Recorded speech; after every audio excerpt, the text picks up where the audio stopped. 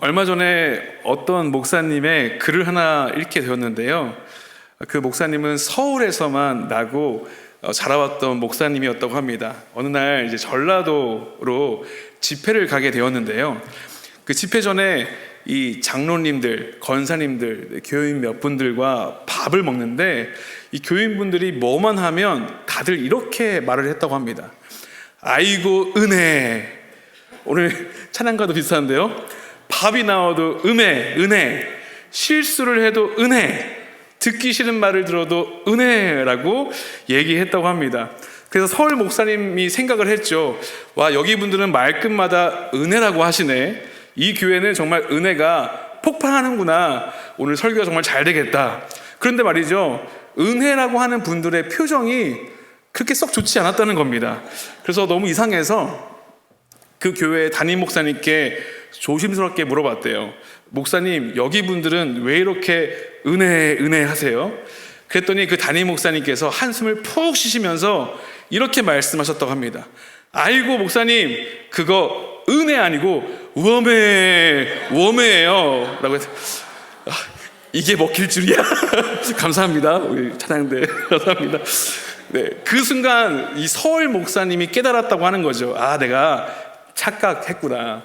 이 사람들은 참 신기합니다. 이 겉으로 보이는 것, 겉으로 들리는 것 하나에 기대어서 어떤 실제 이 본질을 착각할 때가 참 많다는 것이죠. 저는 이렇게 보이지 않아도 가끔 미술관에 가서 미술을 관람합니다.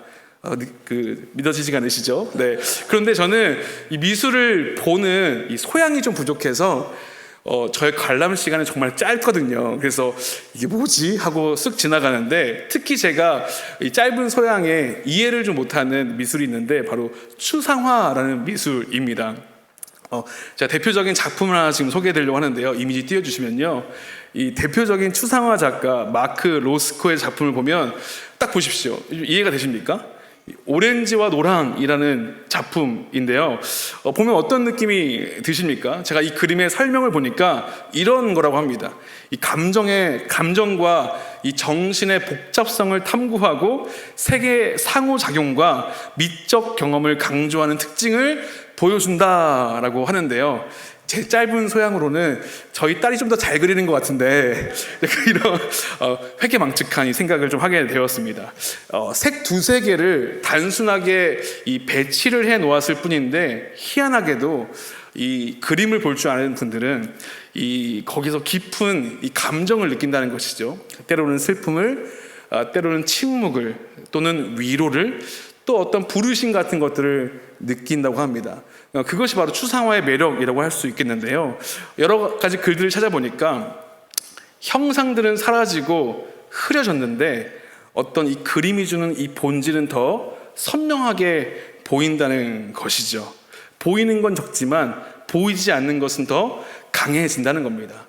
많은 미술 평론가들은 한 형상을 걷어낼수록 본질이 더 선명해지는 것, 그것이 바로 이 추상화의 매력이라고 하는 것이죠. 우리의 신앙도 때때로는 이 추상화가 아니라 초상화처럼 살 때가 참 많다는 생각을 하게 됩니다. 초상화는 아시다시피 너무나 선명하죠.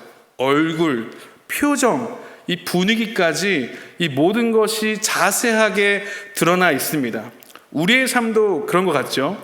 요즘 세상은 이 형상을 너무나 강하게 요구하고 있습니다. 나는 어떤 사람인지, 어떤 이미지를 보여줘야 하는지, 또 어떤 평가를 받을지, 또 SNS나 이런 곳에는 어떻게 보일지, 또 이직할 때는 어떤 스펙을 가져야 할지, 또 교회 안에서는 어떤 역할로 남고 싶은지와 같은 것들이죠.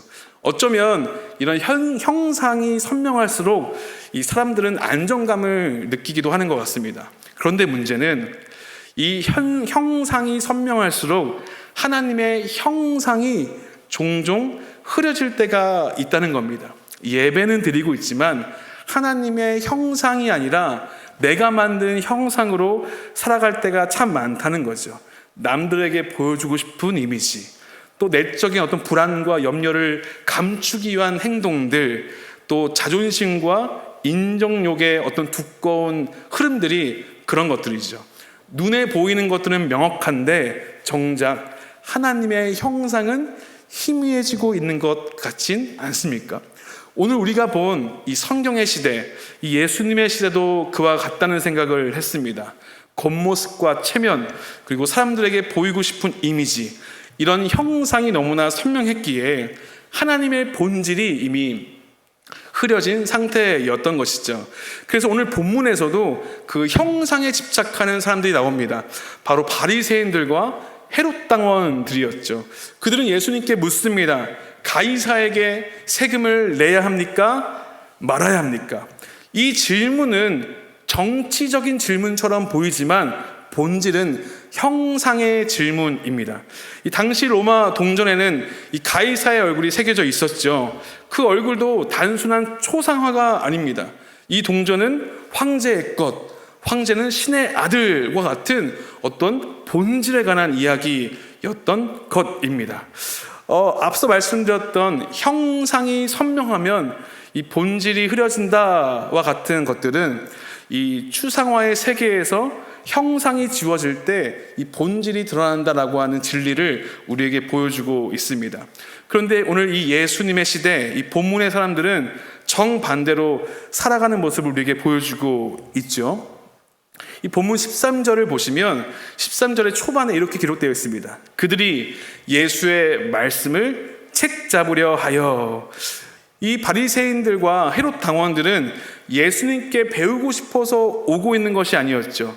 이미 마음속에는 예수님에 대한 어떤 프레임, 책 잡아야겠다라고 하는 그 프레임, 형상을 그려놓고 있었던 겁니다. 그리고 그 형상을 확인하려고 예수를 그 틀 속에 넣기 위해 고약한 질문을 지금 던지고 있는 것이죠.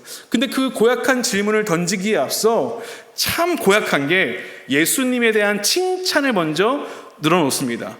14절에 등장하는데요. 선생님은 참되십니다. 외모로 보지 않으십니다. 선생님은 하나님의 도를 진리로 가르치십니다와 같은 칭찬들이죠. 이것들은 칭찬처럼 들리지만 사실은 예수를 함정으로 몰아넣기 위한 말들이죠. 왜냐하면 그들의 목적은 하나였습니다. 예수를 어떤 프레임 안에 가둬두고 무너뜨리자. 그래서 던진 질문이 바로 14절의 후반의 질문입니다. 가이사에게 세금을 바치는 것이 옳으니까 옳지 아니하니까. 이 질문은 겉보기엔 세금의 문제처럼 보이지만 그 이면에는 바로 두 가지의 어떤 형상 충돌이 있습니다. 이 첫 번째인데요. 예수님 먼저 동전을 가지고 오라고 하시죠. 당시 이 데나리온의 앞면에는 이 가이사, 이 티베리우스 황제의 얼굴이 새겨져 있었습니다. 한번 이미지 한번 띄워주시면 이 당시 로마 동전에는 이렇게 새겨져 있었거든요. 왼쪽 편에 있는 그 글자는 신성한 아우구스투스의 아들 티베리우스 카이사르 아우구스투스 이렇게 되어 있습니다. 이 문구는 두 가지를 의미하고 있는데요. 이 동전의 원래 주인은 황제다. 두 번째, 황제는 신의 아들이다. 이 고대 사회에서 이 동전은 그것을 만든 사람의 소유물이었습니다. 그 당시에 저 동전을 가지고 있더라도 내가 이 동전의 소유자가 아니었던 거죠. 요즘 말로 따지면 심사임당이 그려져 있는 5만 원짜리를 내가 가지고 있더라도 이 돈은 누구의 것이다? 심사임당의 것인 거죠. 예. 그래서 누구의 형상이 돈에 새겨져 있느냐는 곧 이 돈의 원래 주인이 누구인가를 보여주는 이 공식적인 서명이라고 할 수 있겠습니다. 그래서 이 동전으로 세금을 낸다는 것은 그저 돈을 드리는 행위로 멈추지 않습니다. 황제에게 그의 소유를 돌려주는 것, 그리고 황제의 권위를 인정하는 것이라고 할 수 있겠죠. 바로 이것이 정치적인 충돌입니다. 그래서 예수님이 그 질문에 대해서 바쳐라 라고 하면 민중들은 이렇게 비난하겠죠. 저 사람은 로마의 앞잡이이다. 바치지 마라 하면 저 사람은 로마를 반역하는 선동가다라고 고발당했을 겁니다. 그래서 이 앞면의 형상은 예수님을 정치적으로 제거하기 위한 도구였던 거죠. 두 번째인데요.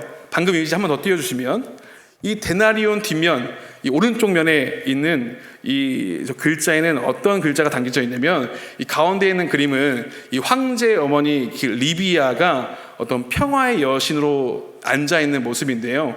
그 옆에는 폰티펙스 막시무스라고 해서 번역하면 대제사장이라는 의미를 가지고 있습니다.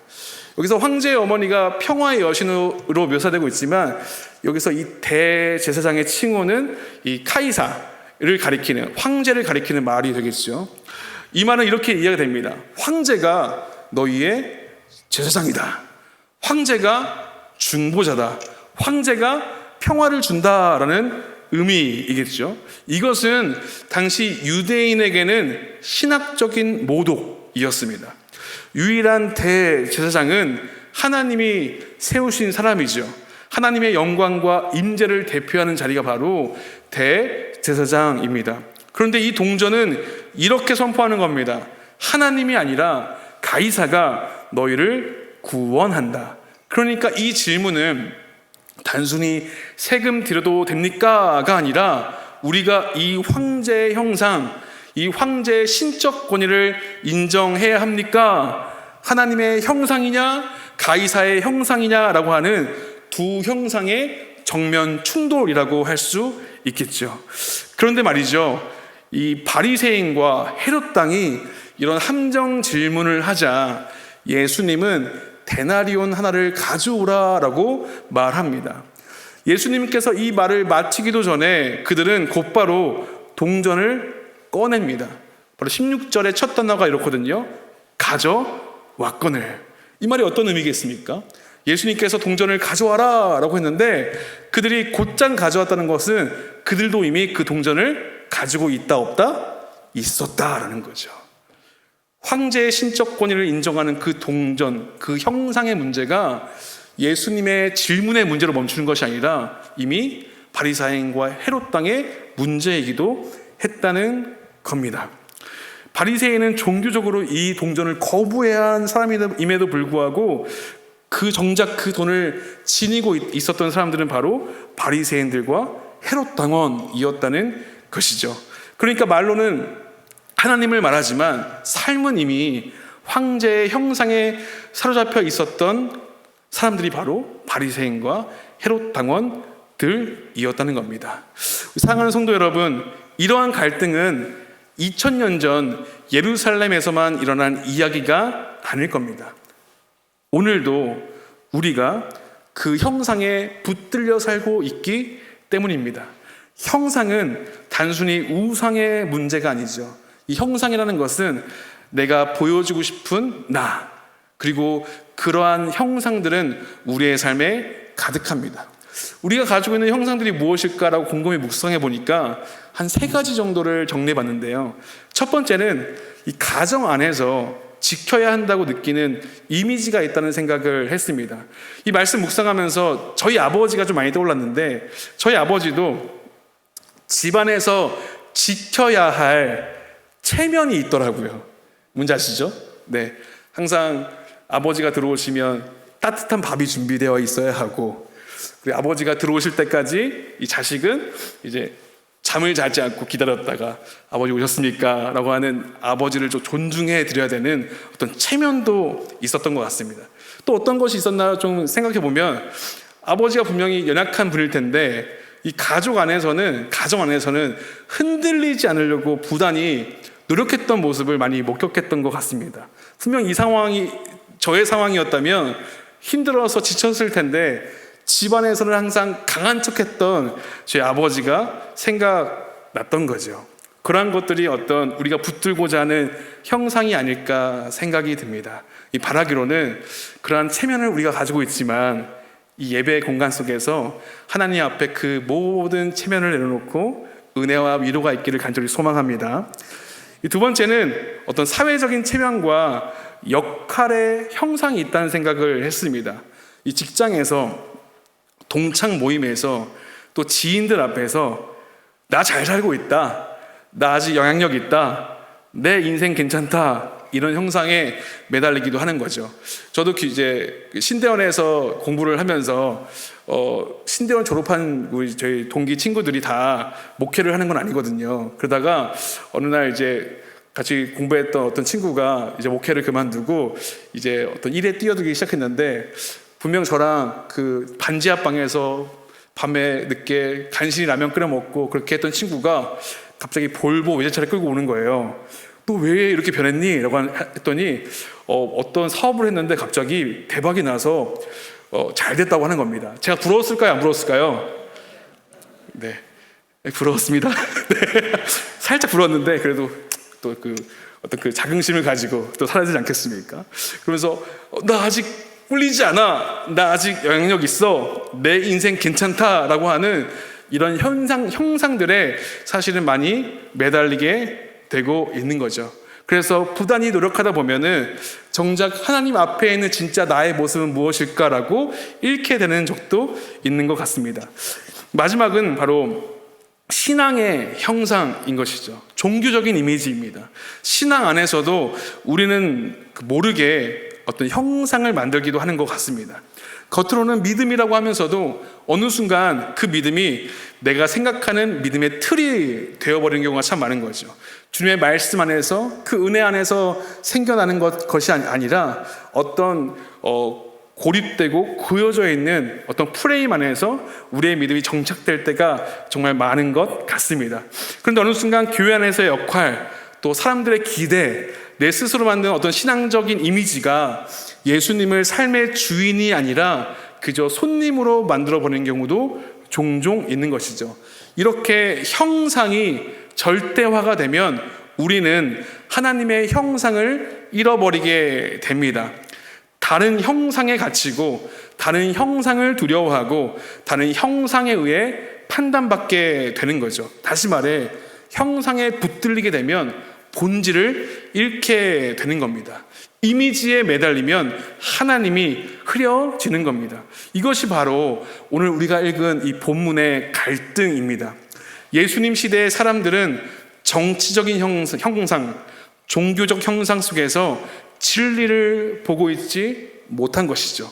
그리고 오늘 우리의 문제도 같습니다. 우리가 쥐고 있는 돈, 권력, 이미지, 역할, 또 내가 만든 종교적인 형상, 신앙적인 외형, 그리고 SNS 속에서 보이는 괜찮아 보이는 나, 또 인정욕으로 만든 잘 살아야 한다는 형상, 이 형상들이 너무 선명해져서 정작 하나님의 형상은 내 안에서 흐려지고 있는 것은 아닌지 우리가 살펴봐야 한다는 겁니다. 사랑하는 우리 성도 여러분, 오늘 바리새인들과 헤롯 땅 사람들은 예수님을 어떠한 형상 안에 가두려 했습니다. 그런데 말이죠, 예수님은 그 형상으로 싸우지 않으십니다. 오히려 그 형상을 무너뜨리는 방식으로 싸우고 계신데요. 예수님께서는 이렇게 말씀하십니다. 오늘 본문 17절에 가이사의 것은 누구에게? 가이사에게. 하나님의 것은 누구에게? 하나님에게 바치라. 이 짧은 문장 앞에 바리새인들과 헤롯 땅이 세운 모든 형상들은 단숨에 무너지고 맙니다. 예수님은 갑자기 정치 이야기를 하고 계신 것도 아닙니다. 황제를 두둔하지도 또 어떠한 반역에 찬동하지도 않으십니다.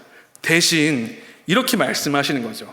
형상이 있는 것은 형상에게 돌려줘라. 즉 가이사의 얼굴이 새겨져 있으니 이 소유권의 관점에서는 가이사에게 돌려주는 것이 맞다라고 이야기를 하는 겁니다. 이 말이 무슨 얘기냐면은 우리가 가진 어떤 정치적인 상황, 개인적인 욕망과 욕구, 또 비교가 일상이 된 세상, 또 가정 안의 여러 가지 일들, 이 모든 현실을 지금 예수님께서 부정하지 않으신다는 겁니다.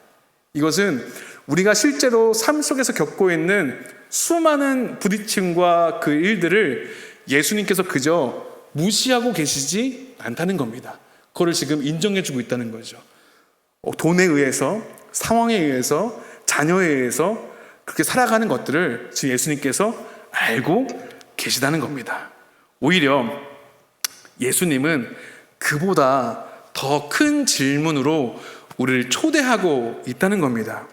그러면 가이사의 것은 가이사의 것인데 너희는 지금 누구의 형상을 지니고 있는가? 너는 가이사의 것이니 하나님의 것이니? 라고 묻고 있는 겁니다. 이 질문이 핵심인 거죠. 가이사의 것은 가이사의 것인데 지금 성도님들의 삶 속에는 하나님의 형상이 있는가라고 묻고 있는 겁니다. 동전은 가이사의 형상을 가졌으니 가이사에게 돌아가는 것이 맞습니다. 그렇다면 하나님의 형상을 가진 우리는 누구에게로 돌아가야 합니까? 하나님에게 돌아가야 하는 것이죠. 바리새인들은 예수님의 이 질문을 듣는 순간 아무 말도 할 수 없었습니다. 왜냐하면 그들 스스로 하나님의 형상이 아니라 종교적인 형상, 정치적 형상, 사회적 형상을 붙들고 살고 있었기 때문입니다. 예수님은 형상을 바꾸는 것이 해답이 아니라 그 안에 본질의 형상을 채워 넣는 것이 해답임을 알려주고 있는 겁니다. 사랑하는 성도님들의 삶 속에는 어떤 형상이 심겨져 있습니까? 가이사의 것이 있으십니까? 아니면 하나님의 형상이 가득하십니까? 하나님의 형상, 할렐루야, 아멘. 이 가이사의 것은 가이사에게 라는 이 규정은 단순한 세금 규정이 아닌 것이죠. 이 말씀은 이렇게 들을 수 있는 겁니다. 보이는 형상에 인생을 걸지 말아라. 너희 영혼은 가이사의 것이 아니다. 체면이라는 형상, 역할이라는 형상, 종교적 이미지라는 형상, 성과라고 보이는 형상, 괜찮아 보이고 싶은 나라는 형상, 이런 형상들을 다 지우고 나면 무엇이 남을까요? 아까 우리가 처음에 보여드렸던 어떤 한 추상화 작가의 작품처럼 단순히 색밖에 없는 캔버스 위에 그림처럼 보이지만 그 안에는 본질, 하나님의 형상이 남게 되는 것이죠. 추상화가 형상을 지울수록 본질의 힘이 드러나는 것처럼 예수님은 우리 안에 불필요한 이미지들을 지우셔서 하나님의 형상이 선명해지도록 하십니다. 그걸 믿으십니까? 그렇다면 우리는 어떻게 해야 할까요? 하나님의 형상이라고 하는 이 본질을 회복하는 사람은 인생을 다르게 해석하는 사람입니다. 요즘 정말 핫한 드라마가 하나 있는데요. 바로 이렇게 말하니까 제가 드라마만 보고 사는 것 같은데, 서울 자가의 대기업 다니는 김부장 이야기입니다. 제목이 좀 특이하죠? 서울 자가의 대기업 다니는 김부장 이야기. 제목이 독특하지만 이 이야기가 너무 현실적인 이야기여서 지금의 4050 세대를 비롯한 여러 세대들에게 참 인기를 끌고 있는 드라마입니다. 저는 이 드라마의 제목처럼 서울, 자가, 대기업, 김부장이라고 하는 것은 현 시대의 성공을 대표하는 형상이라고 할 수 있겠죠. 잠깐 이 드라마를 설명해 드리면, 이 드라마의 주인공, 저분이 김낙수라는 분인데, 이 공부를 잘하는 형에 밀려서 늘 집안에서는 만년 2등을 할 수밖에 없었던 사람입니다. 어렸을 때 그러다 그렇게 자라다 보니까 늘 성공에 대한 갈망을 가진 인물이라고 할 수 있겠죠. 그는 정말 열심히 노력한 끝에 이 영업직의 레전드로 불리면서 이 대기업의 부장까지 자리에 오르게 됩니다. 그런데 보기와는 다르게 이 김낙수라는 인물은 서울에 자가가 있고 대기업의 부장임에도 불구하고 늘 두려움과 불안에 시달리며 살아갔습니다. 직장의 상사 혹은 동료가 어떤 명품을 사면 그것에 밀리지 않기 위해서 따라 사기도 하고요. 또 직장 후배가 자기보다 좋은 외제차를 사면, 아까 제가 볼보에 질투했듯이 외제차를 사면 그것에 질투하며 한 소리 하는 인물이었습니다. 그뿐 아니라 이 자신이 그 친형처럼 따르던 이 백상무라는 사람이 있는데, 그 사람의 눈빛이 점점 달라지고 또 후배 도부장에게는 능력적으로 밀리며 또 팀원 전체에게는 이 꼰대 취급을 받는 사람이었죠. 결국 그는 이 좌천이나 다름없는 이 지방 공장의 발령을 받게 되는데요. 그 이후에 그는 퇴사를 하게 되지만 이 직장 생활만 25년 하다 보니까 세상 물정 모르고 퇴직금 전체를 부동산 사기에 당해서 잃게 되는 현실도 나오게 됩니다. 아직 이 드라마에서 나오진 않지만 결국 이 소설 속에, 이 소설 원작이 있거든요. 소설 속에 이 김낙수는 형과 화해하고 형의 카센터에서 세차장 일을 하면서 그때 묘한 해방감을 느끼는 인물로 묘사가 됩니다.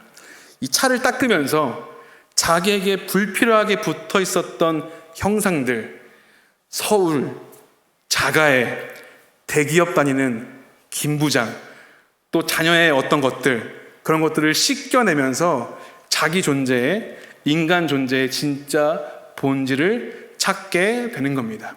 이 드라마는, 이 김부장의 이야기는 오늘 우리가 붙들고 있는 형상을 그대로 보여주고 있는 겁니다. 나의 이미지, 나의 역할, 나의 직감, 사회적인 위치, 내 자존심, 또 교회 안에서조차 만드는 어떤 종교적 이미지. 그런데 오늘 예수님은 그 형상이 지워질 때 오히려 본질이 드러난다고 우리에게 말씀하고 있습니다. 동전에 새겨진 형상은 가이사의 것이니 가이사에게 돌려줘. 하지만 너희에게 새겨진 형상은 하나님의 것이니 너희는 하나님께 속한 자야. 사랑하는 성도님들은 가이사에게 속한 자들이 아니라 바로 하나님께 속한 자들입니다. 그 사실을 믿으십니까? 그 형상을 지우는 순간에만 본질이 드러나는 것이죠. 그래서 그 본질을 회복한 사람은 인생을 다른 방식으로 해석하는 겁니다. 서울, 자가에, 대기업 다니는 김부장이라는 프레임으로 우리의 인생을 해석하는 사람이 아니라 하나님의 형상으로 우리의 고난과 우리의 염려와 우리의 두려움과 우리의 실패를 은혜로 해석하는 사람인 겁니다. 그 하나님의 형상이라고 하는 본질로 돌아갈 때 우리는 다시 살아갈 힘을 얻게 될 겁니다. 말씀을 마무리하려고 합니다. 우리는 오늘 설교의 서론에서 한 가지 중요한 사실을 바라보았죠. 사람은 겉으로 보이는 형상 때문에 본질을 착각할 때가 참 많다는 겁니다.